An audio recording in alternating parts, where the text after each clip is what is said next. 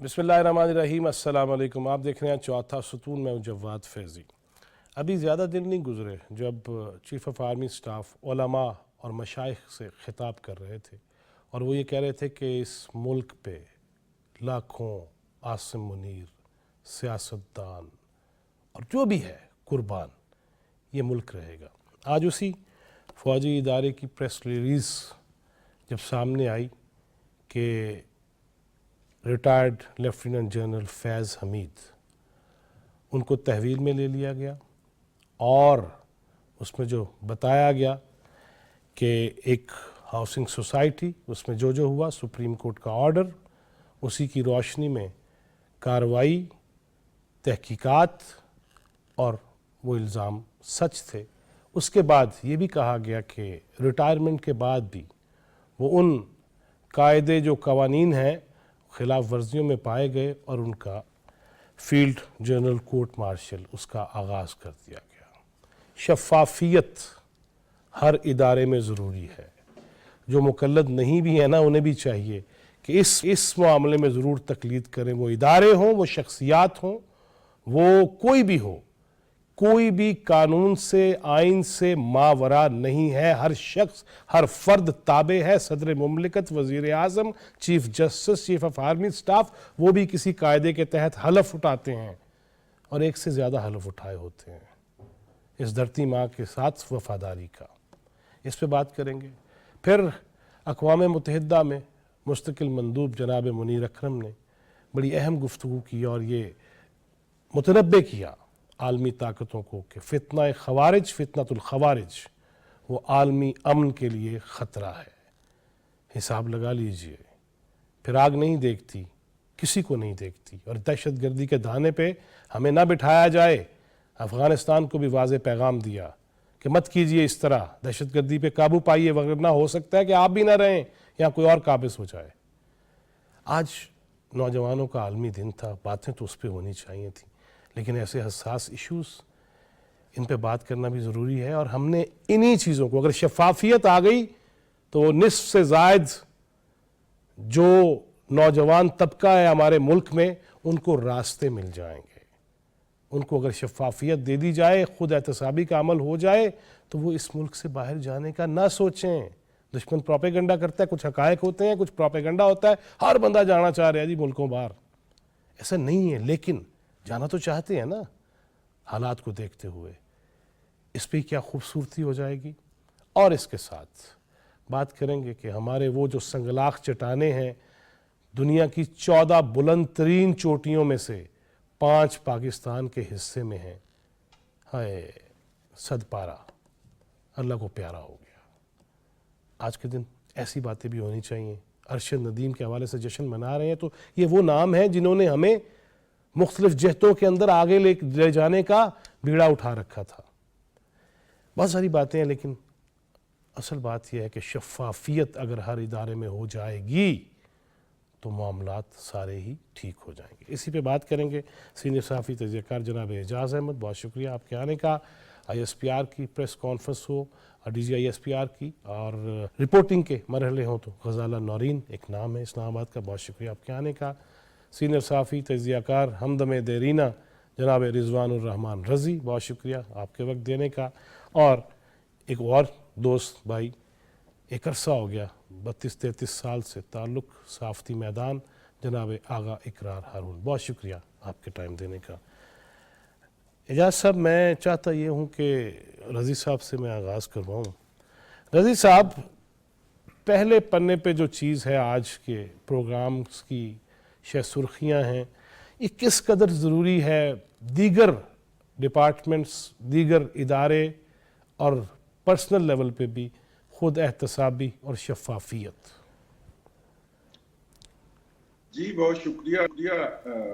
बात है कि जो जितना बड़ा जिम्मेदार होता है, जितना बड़ा ओहदा होता है, जो अदारा जितना वसी होता है और जितना अहम होता है, उसके अंदर एहतसाब का निज़ाम भी उतना ही कड़ा होना चाहिए। और ये बात आज इदारे ने दिखाई नहीं बल्कि करके दिखाई है کہ جہاں پہ قومی سلامتی کا معاملہ آئے گا، جہاں پہ ڈسپلن کا معاملہ آئے گا، وہاں پہ کسی کو بھی خواہ وہ جتنا مرضی اہم عہدیدار رہ چکا ہو، معافی کی گنجائش نہیں ہے۔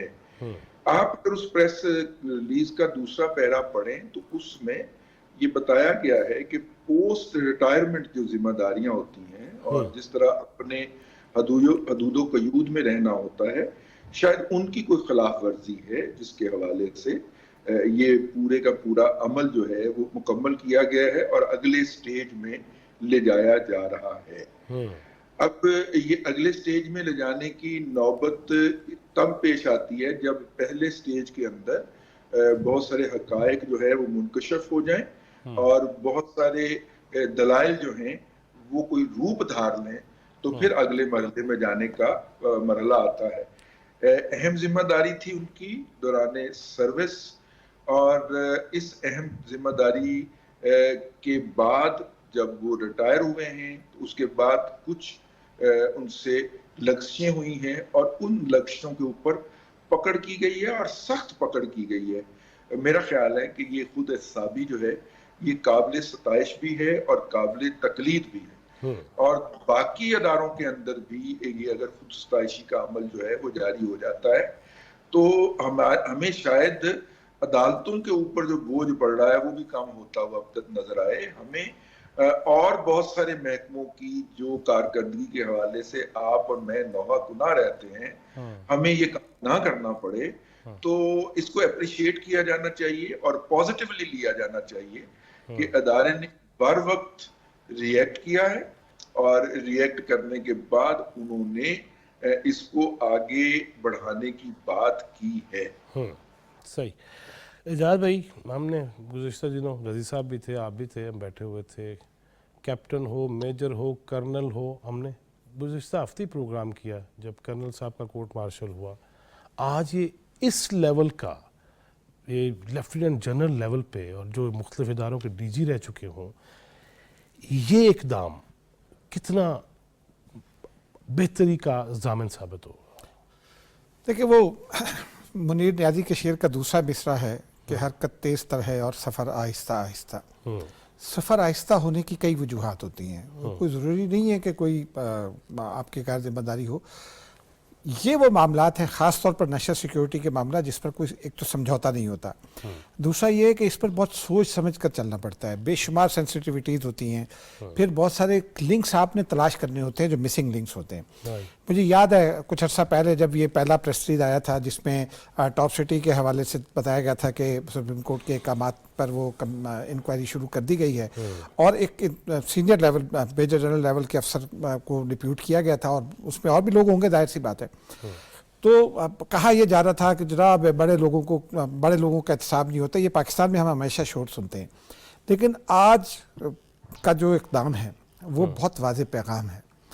پیغام یہ ہے کہ کم واٹ میں نیشنل سیکیورٹی، پاکستان کی عزت، پاکستان کا وقار سر فہرست ہے۔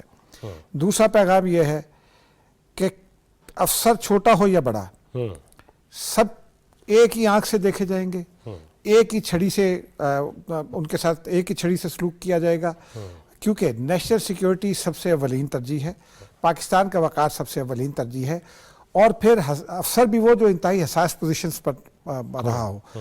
اور وہ کہتے ہیں نا کہ بات نکلے گی تو پھر دور تلک جائے گی، تو بات دور تلک جائے گی۔ یہ جو آج کا پریس ریلیز آیا ہے یہ سیلف ایکسپلینیٹری ہے۔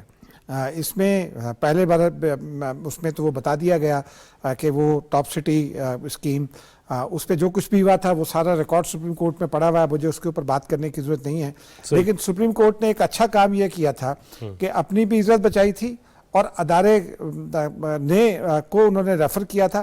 ادارے نے آج وہ کر دکھایا ہے جو پاکستان کی تاریخ میں پہلے کبھی نہیں ہوا تھا، کہ اس ایک اقدام پر اس کو تحقیقات کی گئی اور سزا کا عمل شروع کر دیا گیا، تحویل میں لے لیا گیا۔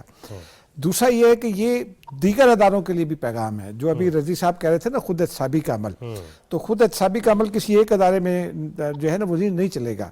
اسلام آباد میں بھی ادارے ہیں ہمارے بہت قانون سے جتنے متعلق بھی ادارے ادارے ہیں یا بالکل ٹھیک ان کے اندر، اور پھر سیاست کا ادارہ بھی ہے، ان تمام اداروں میں خود احتسابی کے عمل سے گزرنا ہوگا. صافتی ادارہ ہم بھی یہ ہے، دیکھتے ہیں صافتی ادارے بھی کہ ہم ہیں یہ دیکھتے ہیں صاحب. کہ بیونڈ دی کانسٹیٹیوشنل لمٹس اور جو پابندیاں توڑ کر بہت ساری تقاریر ہو جاتی ہیں، تو وہ بڑا ضروری ہے کہ صحیح. تمام لوگ اپنے اپنے گریبان میں جھانکیں، اپنی طرف دیکھیں اور یہ سوچیں کہ آج جو پاکستان کی تاریخ میں ایک بہت بڑا واقعہ ہوا ہے، اس واقعے کے بعد ان کو کیا کرنا چاہیے. یس. اور جس نے غلطی کی ہے اس کو اپنی غلطی تسلیم کر لینی چاہیے، تسلیم کرنا پڑے گی، ورنہ اور خالی میں صرف یہ کہنا چاہتا ہوں کہ صرف ایک فرد نہیں پکڑا گیا، ان کے ارد گرد پیرافرنیلیا جو ہے اس میں بھی کچھ لوگ ہوں گے، لیکن جو اس دوسرے پیرے کی جس کی ابھی رضی صاحب تذکرہ کر رہے تھے، اس میں جو ایک پوسٹ ریٹائرمنٹ کے معاملات کا تذکرہ کیا گیا، تو اس حوالے سے کچھ اور لوگوں تک بھی جو ہے وہ بات پہنچے گی. صحیح بات پہنچے گی. آغا اقرار ہارون صاحب، اب آپ سیدھے ہو کے بیٹھ جائیے اور اسی طرح ہی بیٹھیے گا پروگرام کے آخر تک، تاکہ آپ بھی الرٹ ہمیں محسوس ہوں. یہ مجھے فرمائیے گا، اعجاز صاحب نے بھی جس طرح فرمایا، رضی صاحب بھی فرما رہے تھے کہ اس سے وہ جو اداروں کی بات ہو رہی ہے، میڈیا جس پہ اور سوشل میڈیم اس پہ جو ہم تبصرے تجزیے کرتے ہیں، یہ مجموعی طور پہ مجھے بتائیے نا کس قدر ضروری ہے ہر ایک کے لیے، وہ حضرت صاحب ہوں، وہ خطیب ہوں، وہ وکلاء ہوں، وہ صحافی ہوں، اور یا جس بھی طبقے سے جس کا تعلق ہے. بہت شکریہ فیضی صاحب. بات یہ ہے کہ دوستوں نے بہت یعنی کہ کلیئرلی ایکسپلین کر دیا ہے کہ جو پاکستان آرمی کے اندر جو آپ کہہ سکتے ہیں کہ اکاؤنٹیبلٹی ہے وہ انتہائی اسٹرکٹ ہے، اور اس میں مین ان یونیفارم جو ہیں وہ ان کے بارے میں سوشل میڈیا کے اوپر ایک آپ کہہ سکتے ہیں کہ ایک فالس نیریٹو ڈیولپ کیا جا رہا تھا کہ دے آر ابو اور بیونڈ دا لا، لیکن this is things are otherwise. Men in uniform جو ہے وہ سب سے زیادہ کریٹیکل کنڈیشن میں ہوتے ہیں اگر آپ اکاؤنٹیبلٹی کی بات کرتے ہیں. ان کا جو پروسیس ہوتا ہے، ان کی تمام پوسٹنگز کا، ان کی پروموشنز کا، ان میں اتنا تھورولی چیک کیا جاتا ہے کہ جو کوئی بھی آپ پہ کسی قسم کا کوئی چھوٹا سا بھی جو ہے وہ بار نہ ہو، عام لفظوں میں یہ کہوں گا. اور یہ دو تین چیزیں آپ کو دیکھنی ہوگی کہ یہ ایک بڑا لاؤڈ اینڈ کلیئر میسج ہے بہت سارے اداروں کے لیے، سویلینز اداروں کے لیے بھی، اور اگر دیکھا جائے تو ہمارے جوڈیشل اداروں کے لیے بھی، کہ ایک طرف تو ہم نے دیکھا ہے کہ 9 مئی کے وہ لوگ جو ہمیں آڈیو میں سنائی دیتے ہیں اور ویڈیو میں دکھائی دیتے ہیں کہ وہ پاکستان کے جو ہے اسٹیٹ بلڈنگز پہ حملے کر رہے ہیں یا کروا رہے ہیں یا موجود ہیں وہاں پہ، وہ تو بھائی اس وقت پارلیمنٹ میں بیٹھے ہوئے ہیں، انسٹیٹ کے انہیں جیلز میں ہونا چاہیے تھا. اور دوسری طرف ایک ادارہ ہے وہ یہ نہیں دیکھتا ہے کہ اس کا جو ایک لیفٹیننٹ کرنل جو کہ پاکستان کی سب سے سینسٹیو پوزیشن میں بہت لمبے عرصے تک جسے سرو کیا ہو، پہلے ڈی جی سی اور پھر ڈی جی آئی، وہ نہیں دیکھتا ہے کہ اگر بات ہوتی ہے اکاؤنٹیبلٹی کی. تو اب یہ ہمیں دیکھیں، ہم جب بھی ہمارے پہ کوئی بھی آفت آتی ہے، یعنی کہ آپ کہہ سکتے ہیں کہ کوئی ڈراسٹک پوزیشن ہوتی ہے، فلڈز ہوں یا کوئی ارتھکویک ہو، ہم ساری عوام آرمی کی طرف کیوں دیکھتی ہے؟ کیونکہ ہمیں پتہ ہوتا ہے کہ وہ ہمیں ہماری مدد کرنے کے لیے وہاں پہ موجود ہوں گے، اس لیے کہ ادارے نے اپنی عزت خود بنوائی ہوئی ہے. یہ جو لوگوں کا ٹرسٹ ہے اداروں پہ، وہ اداروں نے خود گین کرنا ہوتا ہے، ارن کرنا ہوتا ہے. اب باقی جو ادارے ہیں ان کو بھی چاہیے کہ یہ جو ہیں وہ ارن کریں. اور یہاں پہ بیٹھے ہوئے ہیں اعجاز صاحب، ان کی موجودگی کا فائدہ اٹھاتے ہوئے میں ایک بات کروں گا کہ یہ بہت دیر سے ایک ڈیبیٹ چل رہی تھی کہ آرمی میں اتنی زیادہ اکاؤنٹیبلٹی ہوتی ہے، اور میرے خیال میں یہ ریسنٹ پاسٹ میں 200 سے زیادہ آفیسرز جو ہیں وہ اکاؤنٹیبلٹی کے پروسیس سے گزرے ہیں. لیکن ہماری ایک ڈسکشن چل رہی تھی ہمیشہ سے کہ آرمی ایسی چیزوں کو کم سے کم شیئر کرتی ہے پبلک کے ساتھ. تو میں بہت خوش ہوں اس بات پہ، اور اس کا نقصان، اس کا بیسکلی آرمی کو نقصان ہوتا ہے، اور فائدہ وہ لوگ اٹھاتے ہیں جو فالٹ لائنز کریٹ کرنا چاہتے ہیں جو عوام میں اور آرمی کے درمیان ایک صحیح. رفٹ پیدا کرنا چاہتے ہیں. صحیح. تو یہ جو آج اتنی بڑی خبر آپ کو ملی ہے وتھ کمپلیٹلی کلیئر، کوئی چیز اس میں ڈھکی چھپی نہیں ہے، میننگ بائی کہ یہ جو شیئرنگ وتھ پبلک ہے یہ سٹارٹ ہو گیا ہے اور اس کا بہت فائدہ ہوگا آرمی کو. صحیح. غزالہ نورین، آپ بتائیے گا، پچھلے دنوں آرمی چیف کی تقریر تھی، پرائم منسٹر کا خطاب تھا، جس میں بڑا واضح بتا دیا گیا کہ پاکستان ہی سب کچھ ہے، ہم کچھ نہیں ہیں، ہم سب قربان اس پہ. اور پھر آج یہ خبر کا آ جانا، جس طرح آغا صاحب یہ کہہ رہے ہیں، اس سے کس طرح عوام میں جو ہم متاثر ہو جاتے ہیں زہریلے پروپیگنڈا سے، اور یہ ڈیجیٹل ٹیررزم جو گھس گیا ہے، جس کا خاتمہ بھی ہم نے کرنا ہے، ہماری اپنی کتنی ذمہ داری ہے کہ ایسی چیزوں کو ہم مزید لوگوں تک پہنچائیں؟ جی بالکل، آپ نے بڑی خوبصورت بات کہی، ڈیجیٹل دہشت گردی، اور در حقیقت یہ وہ ایک نئی اصطلاح ہے جس کو اس وقت نہ صرف یہ کہ ہمیں سمجھنا ہوگا بلکہ ہمیں اپنی جو نوجوان نسل ہے اس کو بھی بتانا ہوگا کہ دہشت گردی اب سرحدیں پار کر کے تو ہوتی تھی، سرحدوں کے اندر بھی ہوتی تھی، اب یہ ہمارے گھروں میں ہمارے اذہان کے ساتھ کھیل کر ہو رہی ہے، اور ہمیں اس پر قابو پانے کی اشد ضرورت ہے. اور یہی وہ پیغام ہے جو کہ جنرل سید عاصم منیر نے اپنے حالیہ خطاب میں کہا تھا. وزیر اعظم شہباز شریف کی جانب سے بھی نشاندہی کی گئی تھی، اور اس سے قبل ہم نے دیکھا تھا کہ D G I S P R کی پریس کانفرنس میں بھی بڑے واضح اور واشکاف الفاظ میں یہ کہا گیا تھا. آج میرے یہاں پر موجود سینئرز نے ذکر کیا، آئی ایس پی آر کی جانب سے ایک پریس ریلیز بھی جاری کی گئی. سوال یہی پیدا ہوتا ہے کہ احتساب کا وہ عمل جو کہ اس وقت اس ملک کی امن و سلامتی کے لیے، اس ملک کے معاشی استحکام کے لیے بھی بہت ضروری ہے، وہ شروع ہو چکا، لیکن یہ جو عمل ہے یہ اس ڈیجیٹل دہشت گردی تک کب پہنچے گا جو کہ ہمارے نوجوانوں کے ذہنوں کو اس وقت پروپیگنڈے کے ذریعے متاثر کر رہا ہے. ان کے دلوں میں وہ ایک غلط قسم کا نفرت پھیلا رہا ہے، وہ غلط قسم کا پروپیگنڈا ان کے ذہنوں تک پھیلا رہا ہے جو کہ ہمارے ملک کو کھوکھلا کرنے کی سازشوں میں مصروف ہے. اور نہ صرف یہ کہ اس سازش میں ہمارے اندرونی کچھ عناصر ملوث ہیں، ہمیں یہ نہیں بھولنا چاہیے کہ بیرونی عناصر بھی 5th جنریشن وار کے ذریعے، اس زہریلے پروپیگنڈے کے ذریعے ہمارے نوجوانوں کے اذہان کو متاثر کر رہے ہیں. آج آپ نے ذکر کیا اپنی گفتگو کے آغاز میں، اور اس کے لیے میں آپ کو سراہوں گی کہ جہاں آپ نے بہت اہم ٹاپکس کو لیا، وہیں پر آپ نے ایک انتہائی جو نوجوانوں کے حوالے سے اہم ٹاپک تھا اس کو بھی آج کی اپنی اس گفتگو میں شامل کیا کہ یہی نوجوان ہیں جن کو ہمیں مستقبل کا لائحہ عمل دکھانا ہے.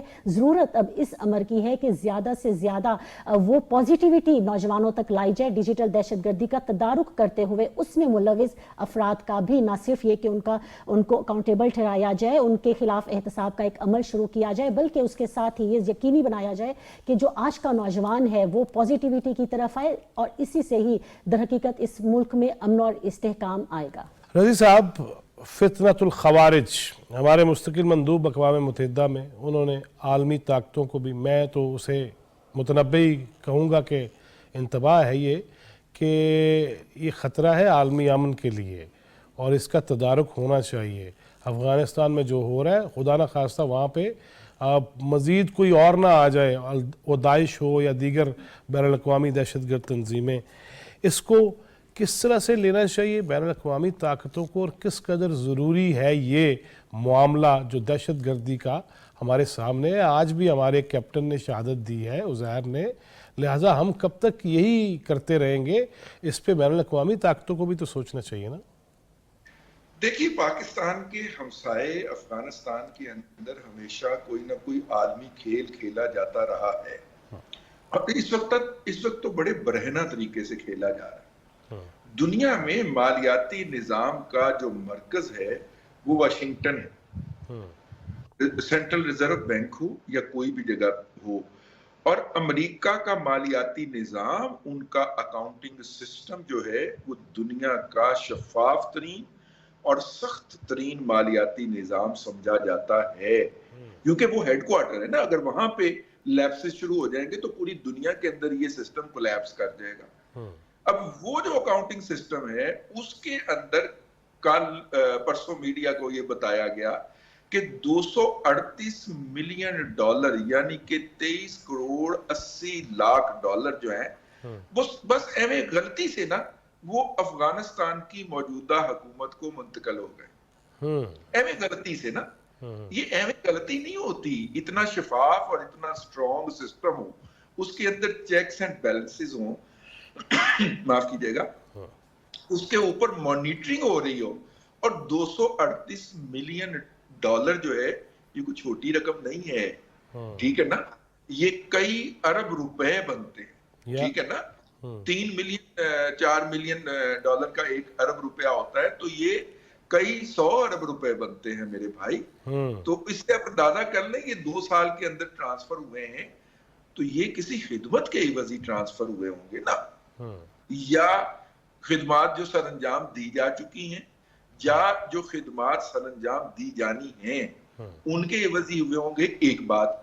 दूसरी बात, ये आगा साहब जो हैं, चूंकि ये इस हवाले से एक वेबसाइट भी चलाते हैं, और ये मुझे ज्यादा बेहतर तरीके से हमें और दीगर पार्टिसिपेंट को गाइड कर सकते हैं, आगा इकरार साहब, कि इस वक्त इस खित्ते के अंदर जो यूरोप, नेटो और अमेरिकन यूक्रेन वॉर को जो काउंटर करने की पॉलिसी ला रहे हैं, उसके अंदर सेंट्रल एशियन 5 रिपब्लिक्स और अफगानिस्तान का किरदार बहुत अहम है, क्योंकि इन सेंट्रल एशियन रिपब्लिक को रशिया की सॉफ्ट वैली कहा जाता है। तो कोई यहाँ पे छेड़छाड़ करने का इरादा हो, हमें नहीं पता, लेकिन उसकी अदायगी की गई हो, की तो ये अदायगी गई है, ये इरोनियसली नहीं हुआ, ये गलती से नहीं हुआ, ये जानबूझ के किया गया है।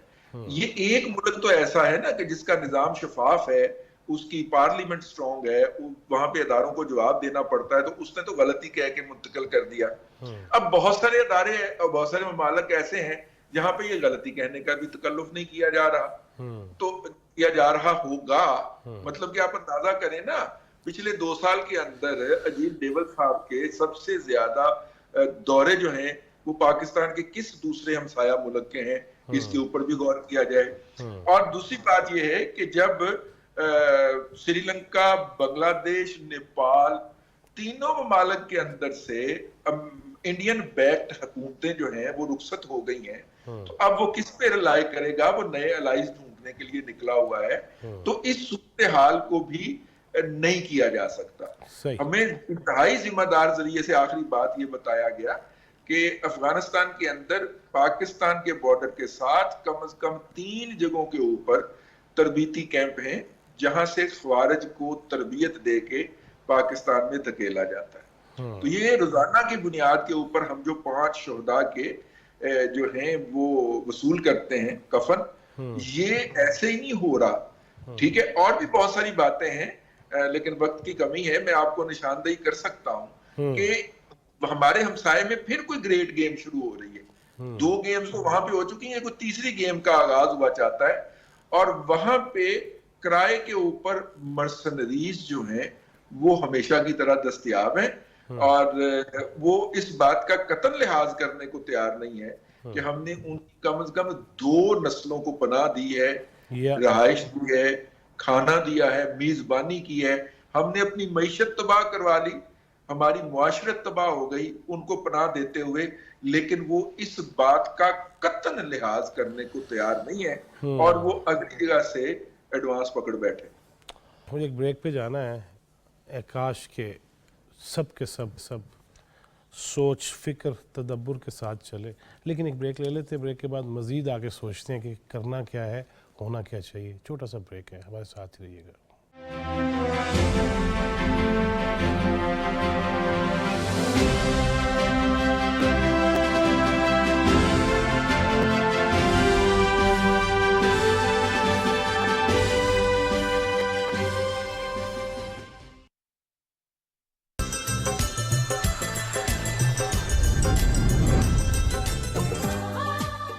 आज़ादी मुबारक। आज हम सेलिब्रेट कर रहे हैं पाकिस्तान का यौम आज़ादी, the iconic Rubina Ashraf. Celebrate करना बहुत मजे की बात हो। ट्रूली टैलेंटेड मारिया वास्ती पैदा इस दिन हो गई। किसी सी पे जाते होंगे, गाड़ी में भर के, गाने लगा के। हिस्ट्री नजर आती है, अब कचरा नहीं फेंकना। प्यारा सा मिली नगमा। मिलकर मनाते हैं जश्न आज़ादी on star and style season 4 हमारे बहुत प्यारे दोस्त आसिम यार टिवाना के साथ, ओनली ऑन पीटीवी होम। सितारों का जहां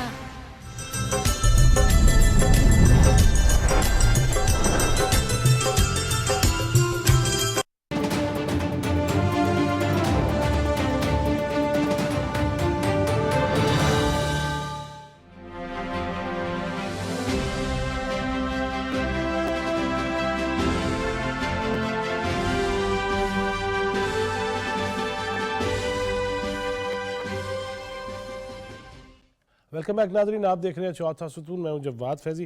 اجاز احمد صاحب اور رضوان رضی صاحب نے بتا دیا جس طرح، یہی دیکھ لیں کہ چلیں جہاں سے بات ختم ہوئی تھی، کمر دوری ہو گئی ہماری، دھماکے ہمارے ملک میں، ہیروئن کلچر ہمارے ملک میں، لیکن ہم نے انہیں وسیع القلبی اور وسیع دامن کے ساتھ کہا آئیے رہیے۔ یہ کیا ہو رہا ہے؟ ان کو پتہ نہیں ہے کہ ہو کی رہا ہے؟ دیکھیں دو پہلو ہیں اس سے جڑے، ایک تو آپ کی داخلی صورتحال، داخلی صورتحال میں ابھی جو موضوع ہم ڈسکس کر رہے تھے اس میں ایک پابندی ہے کہ جی آپ 2 سال تک سرکاری ملازمت سے ریٹائرمنٹ کے بعد آپ سیاست نہیں کر سکتے، ٹھیک ہے، لیکن یہ خالی پابندی نہیں ہے سیاست کی، یہ جو پابندیاں ہیں یہ اسٹیٹ فنکشنریز پر ذمہ داری ڈالتی ہیں۔ ذمہ داری یہ ہوتی ہے کہ آپ ایک پوزیشن پر ہیں، آپ پرائم منسٹر ہیں، آپ کسی اساس پوزیشن پر ہیں، تو آپ وہ راز لیک آؤٹ نہیں کر سکتے جو اس دوران میں آپ کے نالج میں آتے ہیں، آپ وہ پالیسیز کا ساتھ نہیں دے سکتے جو آپ کے ملک کی بنیادوں کو ہلا سکتی ہیں یا آپ کے ملک کے خلاف ہوتی ہیں۔ تو یہ معاملات ہم نے ماضی میں بھی ڈسکس کیے کہ کس طرح سے جو ہے وہ ایک صوبے میں جو ہے وہ کتنا نرم رویہ اختیار کیا جاتا ہے، لیکن جہاں تک خوارج کی بات ہے، اب آپ یہ دیکھیں نا، منیر اکرم صاحب نے بہت رائٹلی پوائنٹ آؤٹ کیا، ابھی تھوڑے دن پہلے اقوام متحدہ نے بھی اپنی رپورٹ میں اس کو پوائنٹ آؤٹ کیا، اور ابھی رضوان رضی صاحب نے بہت ہی آئی اوپننگ جو بات بتائی ہے کہ $238 ملین جو ہیں وہ آپ کو ٹرانسفر کر دیے غلطی سے، ٹھیک ہے، لیکن ذرا میں آپ کو پیچھے لے جاؤں کہ ہمیں پہلے یہ بتایا جاتا تھا کہ جناب وہ عراق میں بڑے کیمیکل ویپنز ہیں، پھر آپ نے عراق پر تباہی بربادی پھیلا دی اور اس کے آئل ریزروز پر جو ہے قابض ہو گئے، پھر ہمیں بتاتے تھے کہ جناب لیبیا بڑا خراب ملک ہے اور بہت دنیا کے امن کے لیے خطرہ ہے، آپ نے وہاں تباہی اور بربادی پھیلائی، یعنی آپ ایک کیس بلڈ کرتے ہیں کسی بھی ملک میں آنے کے لیے۔ اور پھر افغانستان کا معاملہ ہم نے دیکھا کہ افغانستان میں آپ داخل ہوئے، اس کے بعد یہ جو فتنہ الخارج ہے یا خارجی فتنہ ہے یا خارجی دہشت گرد ہیں، یہ پیدا کس کے نتیجے میں ہوئے؟ یہ پیدا اس جنگ کے نتیجے میں ہوئے جس کا آج صدر آصف زرداری نے بھی تذکرہ کیا ہے کہ پڑوسیوں کی جنگ میں ہمیں دھکیلا گیا۔ وہ پڑوسیوں کی جنگ تھی اور اس جنگ میں آپ 18,000 میل دور بیٹھے ہوئے، آپ چونکہ آپ ایک اور ملک کے ساتھ کولڈ وار میں تھے، آپ اس جنگ میں داخل ہوئے اور آپ نے ہمیں تباہ و برباد کرنے کی کوشش کی، وہاں آپ کامیاب نہیں ہوئے، لیکن یہاں آپ مختلف وجوہات کی بنا پر آپ کامیاب ہو سکتے ہیں۔ اب اس وقت جو معاملہ ہے، آپ مجھے یہ بتائیے کہ کیا جس کو ہم تحریک طالبان افغانستان کہتے ہیں، قابض آج کل اقتدار پر وہاں، مجھے ایک اسٹیٹمنٹ دکھا دیجئے پچھلے ایک ہفتے میں جو اسرائیل کا وہ جو میسیکر ہے، جو اسرائیل نسل کشی کر رہا ہے غزہ میں، اس کے حوالے سے آیا ہو، کیا وہ اسلام کا معاملہ نہیں ہے؟ کیا وہ انسانیت کا معاملہ نہیں ہے؟ صرف افغانستان ہی میں اسلام لانا ہے آپ نے؟ اور پھر کیا صرف آپ نے پاکستان میں اسلام لانا ہے؟ ابھی زیادہ پرانی بات نہیں ہے، ابھی 8 جولائی سے لے کر اب تک 3 کیش وینس لوٹی گئی ہیں بینکوں کی، کیونکہ یہ کون لوگ ہیں اور پھر یہ پیسہ کیسے گیا افغانستان؟ یہ ہنڈی کے ذریعے گیا، یہ کس مقصد کے لیے استعمال ہوگا؟ یہ پاکستان میں ڈی اسٹیبلائزیشن کے لیے استعمال ہوگا۔ اقوام متحدہ صرف پاکستان ہی نہیں کہہ رہا، اقوام متحدہ بار بار متنبع کرتا ہے، لیکن وہ جو بڑی قوت ہے اس کے اپنے مفادات ہیں، اس کو یوکرین جنگ میں 5 سافٹ اسٹیٹس کے ساتھ ساتھ افغانستان کی بھی ضرورت ہے، پھر صرف یوکرین جنگ کے لیے ضرورت نہیں ہے، یہ جو ابھی حالیہ اسماعیل ہنیہ کا معاملہ ہوا اس میں بھی اس کی ضرورت ہے، پھر ہمارے مشرقی سرحدوں پر موجود جو ہے بھارت، آپ دیکھیے کہ ایک تو اس سے شیخ حسینہ واجد کو پناہ دی، لیکن اجیت دوبل جو ہیں وہ ان کے افغانستان کے دورے، افغانستان کے ساتھ بھارت کا کنیکشن، افغانستان کی کو جس طرح بھارت مدد فراہم کرتا ہے، وہ اس لیے آج کل کی دنیا میں کہیں بھی آپ کو فری لنچ تو نہیں ملتا نا، آپ جب اتنا پیسہ کہیں خرچ کرتے ہیں تو آپ کا کوئی نہ کوئی اور مفاد ہوتا ہے نا، اور وہ بھارت کا مفاد یا امریکہ کا مفاد کیا ہو سکتا ہے؟ بھارت کا مفاد تو یہی ہو سکتا ہے، امریکہ کے تو چلیں بیانڈ جو ہے وہ ساؤتھ ایشیا مفادات ہیں، بھارت کا مفاد کیا ہے؟ بھارت کا مفاد یہ ہے کہ افغانستان کے ذریعے پاکستان کو ڈی اسٹیبلائز رکھا جائے، اور یہی بات ہم کو داخلی طور پر بھی سمجھنے کی ضرورت ہے۔ ہم جب تک اپنے نیشنل سیکیورٹی کے اداروں کے پیچھے کھڑے نہیں ہوں گے، وہ خالی فوج نہیں ہے، فوج ہے یقینی طور پر نمبر 1، لیکن سی ٹی ڈی ہے، پولیس ہے، جو قانون نافذ کرنے والے دیگر سول ایجنسیاں ہیں، ان کے پیچھے ہمیں بطور قوم یکجہتی کے ساتھ کھڑا ہونا ہوگا تاکہ ہم ان سازشوں کو ناکام بنا سکیں۔ آغا اقرار ہارون صاحب، ہم نے بریک سے پہلے جو फैज़ हमीद वाला मामला भी डिस्कस किया, फिर अब ये जो सवाल मैं लेके आपकी भी खिदमत में हाजिर हूँ, इसमें ये मुझे बताइएगा कि जब हम देखते हैं कि इस तरह लपका जाता है पाकिस्तान के किसी भी इशू पे, ख़ुद हमारे अंदरूनी सहूलतकार भी उसमें शरीक होते हैं, मुहिम चलाने में, प्रोपेगेंडा करने में, ऐसी जब कोई शफाफियत वाली बात होती है या पाकिस्तान को लाहक ख़तरात के हवाले से मामला होता है, तब ज़बानें क्यों गंग हो जाती हैं, गुंग हो जाती हैं, क्या कहते हैं, इस्लाह भी फरमाइएगा, रजीसा भी कीजिएगा, और तब क्यों हम जो है वो लर्जा तारी हो जाता है, तब क्यों राशा आ जाता है हाथों पे कोई लिखते हुए, क्यों नहीं पाकिस्तान के लिए सारे ये बोलते? देखिए, बात ये है कि फैजी साहब, जहाँ तक बात है सोशल मीडियम की, उसकी तो अब वो तो एक फेसलेस है, और उसको हमें पता है कि जो एक ख़ास पॉलिटिकल पार्टी है जिसके हैंडलर्स अमेरिका में बैठ के पाकिस्तान के बीच को मेरे मुंह में खाक, उसकी कोशिश है कि पाकिस्तान को नुकसान और ज़्यादा हो, वो तो अपनी जगह पे है। बात जहाँ तक है मेन स्ट्रीम मीडिया की, मेन स्ट्रीम मीडिया को मैं कहूँगा कि वो काफ़ी हद तक तो रिस्पॉन्सिबल है, लेकिन वो बहुत जल्दी सोशल मीडियम से इन्फ्लुएंस हो जाता है, और एक फॉल्स नैरेटिव जो आपको नजर आता है, फॉर एग्जाम्पल 3 बजे दोपहर को सोशल मीडिया में, मैंने देखा कि मेन स्ट्रीम मीडिया में बगैर उसको चेक किए हुए वही जो नैरेटिव है वो 7-8 बजे रात को चल रहा होता है। इसमें रिस्पॉन्सिबिलिटी तो मीडिया पे आती है, जो कि आपका चौथा स्तंभ की जिम्मेदारी है, और जिसपे आपने बहुत मेहनत की है और हमेशा आप यही मैसेज भेजते रहे। लेकिन ये सिर्फ इतना आसान नहीं है, इन्वेस्टमेंट बहुत बहुत बहुत हैवी है, जैसे कि रजी साहब ने कहा, जैसे कि आपको इंडिकेट किया है किसी हद तक इजाज साहब ने, ये जिस तरह जो है अफगानिस्तान हायर्ड गन के तौर पे इस्तेमाल होता है ना, इस तरह बहुत सारे जो मीडिया में लोग हैं वो हायर्ड पेन के तौर पे इस्तेमाल होते हैं, और जो हायर्ड गन है उनका भी टारगेट पाकिस्तान है, और जो ऐसे एलिमेंट्स हैं उनका भी टारगेट पाकिस्तान है। डिजिटल टेररिज्म से मुराद सिर्फ डिजिटल नहीं है, उससे मुराद उस माइंडसेट को बनाना है, वो कॉग्निटिव सिस्टम को बनाना है, वो सेमियोटिक सिस्टम को बनाना है, जो हमारी यूथ में, हमारे माशरे और हमारे मुल्क के लिए होपलेसनेस पैदा करती हैं, फियर्स पैदा करती हैं, और कॉन्फ्लिक्ट्स पैदा करती हैं, और माशरे और अदारों के ऊपर एतमाद खत्म करती हैं। और ये सारे आपस में नत्थे हुए में हैं, ये नेटवर्किंग है, आप इसको सेपरेटली नहीं दे सकते हैं, ना आप उन हायर्ड गन को सेपरेटली देख सकते हैं, और ना हायर्ड पेन्स को आप देख सकते हैं। सही। अगर आप इजाजत दें तो जो बात की है अभी रजी साहब ने यूक्रेन वॉर और ये सेटलेशन रिपब्लिक्स की, और उसमें अमेरिका के इन्वेस्टमेंट में, एक चीज मैं ऐड करना चाहता हूँ। ये कहते हैं ना, इस पे जो यूएन की रिपोर्ट आई, यूएन की रिपोर्ट ने सबसे पहले ये एक्सपोज किया कि अमेरिका डायरेक्ट जो है वो पैसे ट्रांसफर कर रहे हैं, तो इन्होंने कहा कि गलती से हो गए। हैरत की बात यह है, मुझे बताइए फैजी साहब, हमें तो ये बताया गया था कि अफगानिस्तान तो स्विफ्ट सिस्टम के ऊपर है ही नहीं, जो इंटरनेशनल स्विफ्ट सिस्टम है बैंकिंग का, हमें तो ये बताया गया था कि उसको अभी तक हमने उसको अपना डिसइंटीग्रेट किया हुआ है। अगर वो उस पे सिस्टम पे है ही नहीं, तो फिर गलती से पेमेंट कैसे चली गई? पेमेंट क्यों? This is the question, payment क्यों गई है? रजी साहब ने आपको इंडिकेट किया है। सही पेमेंट इसलिए की है कि अफगानिस्तान हमेशा अब टेररिज्म को इस्तेमाल करता है एज ए लेवरेज, ताकि अफगानिस्तान से उन सेंट्रल एशियन रिपब्लिक्स जिनके बॉर्डर्स हैं उनको यानी कि आप कह रहे कि उनके लिए एक हालात पैदा किए जाएं कि वो अफगानिस्तान से बात करें कि जनाब हमारे यहाँ पे जो आए ना, आप ख्याल रखिए हमारे बॉर्डर्स के अंदर ना आए, तो फिर अफगानिस्तान कहे कि आए जरा मैं आपकी बात करवाते हैं वाशिंगटन में, आप जरा उनकी बात भी सुन ले, सिर्फ आप बास्को की ना सुना करें। तो ये सारे लिंक्स हैं। सही।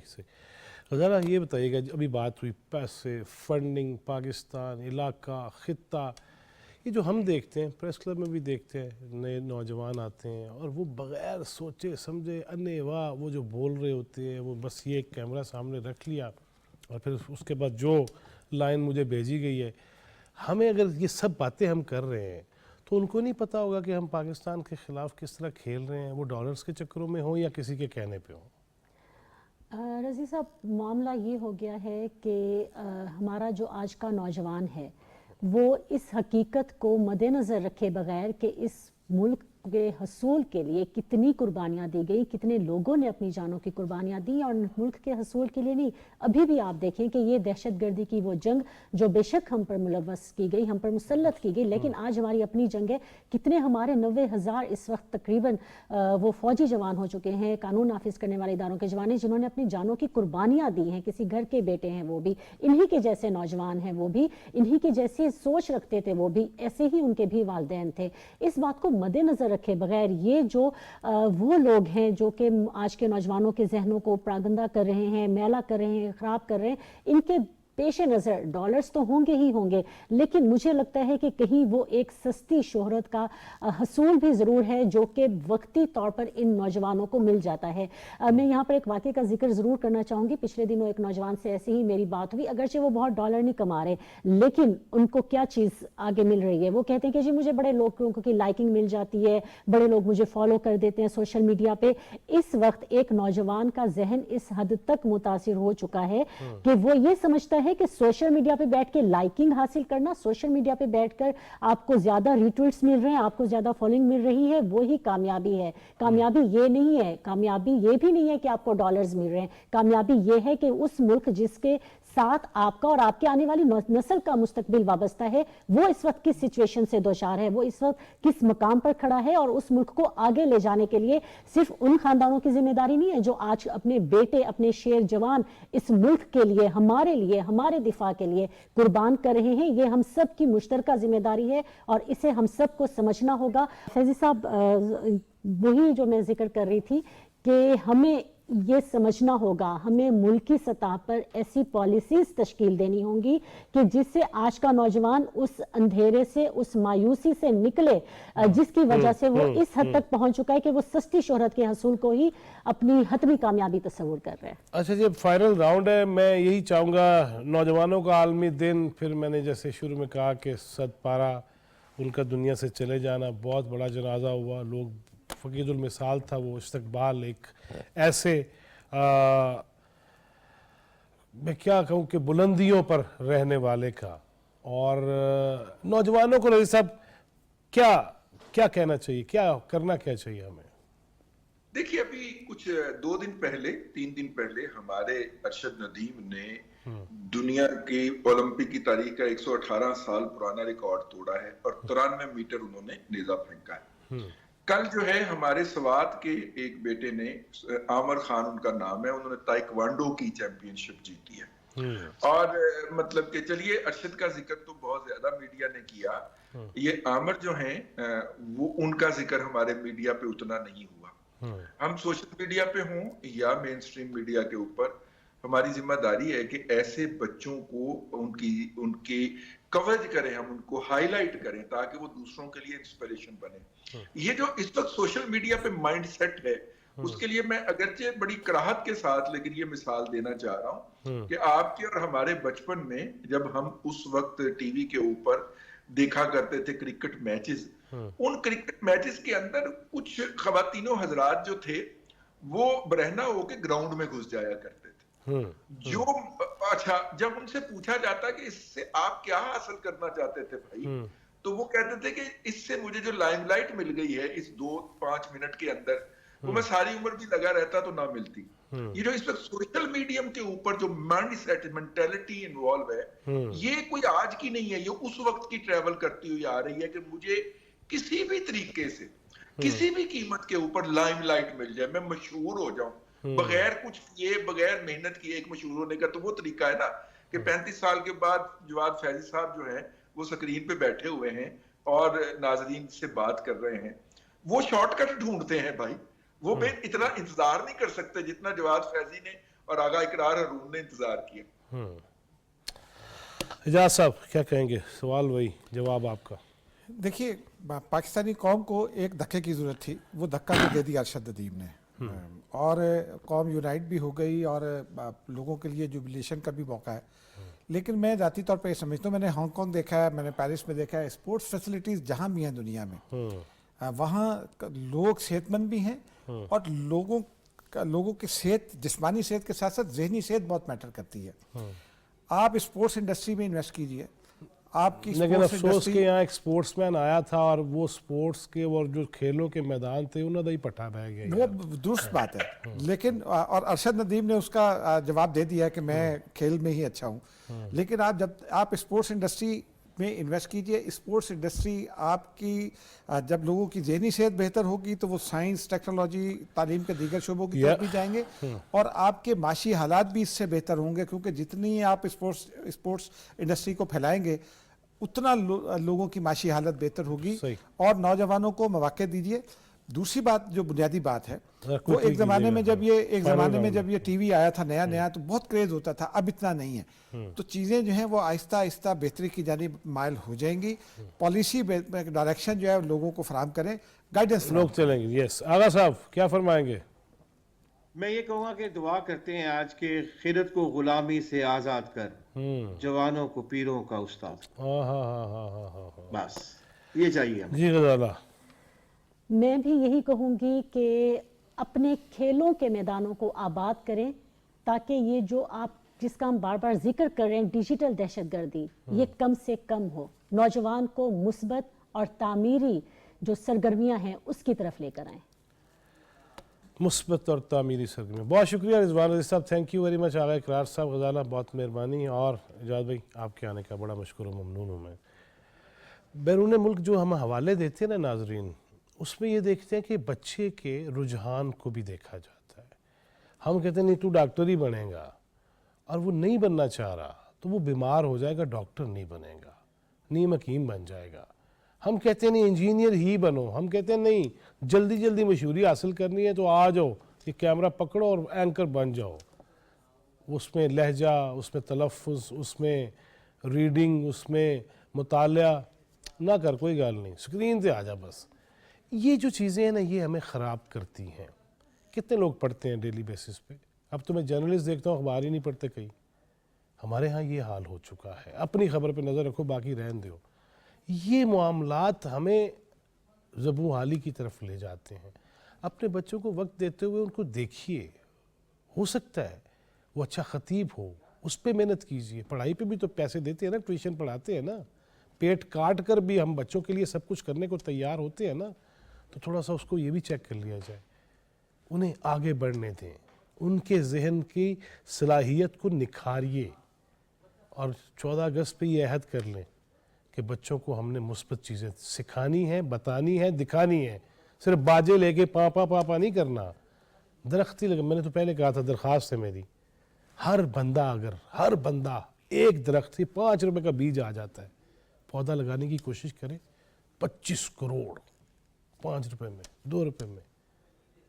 پرانی چیز کوئی ایسی چیز ہے، کوئی پھل کھاتے ہیں تو اس کو ہی کہیں کوشش کر لیجئے. چلیے اللہ تعالیٰ اس میں برکت دے دے گا.